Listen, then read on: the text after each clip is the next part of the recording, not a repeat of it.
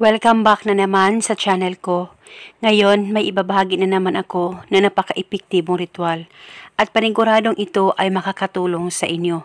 Basta palagi lang magtiwala sa kahit na anumang ritual na iyong gagawin.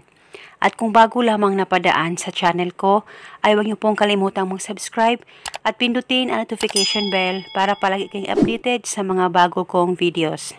Gusto mo ba na siya ay hindi mapapakali at hindi makakatulog sa kakaisip sa'yo buong magdamag?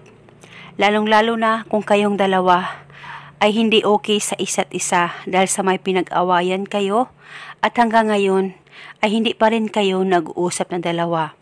Pero nag-alala ka dahil sa sobrang mahal mo siya at gusto mo siyang makausap at gusto mo rin na siya ay hindi mapapakali at hindi makakatulog sa kakaisip sa iyo, nang sa ganon ikaw ay maisipan niyang tawagan o kontakin at para magkapag-usap kayong dalawa.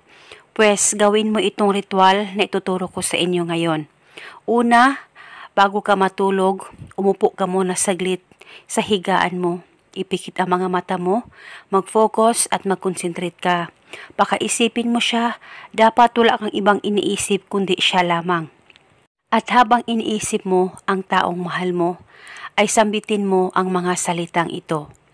Pangalan at apelido, ikaw ay hindi mapapakali at hindi makakatulog sa kakaisip sa akin buong magdamag. Ibulong mo lamang ito ng 7 beses. Pwede mo rin dagdagan ang hiling kung gusto mo, wala pong problema. At pwede mo gawin itong ritual ngayon mismo sa oras na mapanood mo ang video na ito.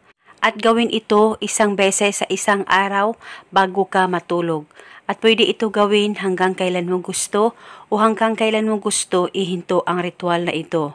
At kung okay na kayong dalawa ay pwede mo nang ihinto itong ritual. At ito muna sa ngayon, maraming salamat po sa panunood. May God bless.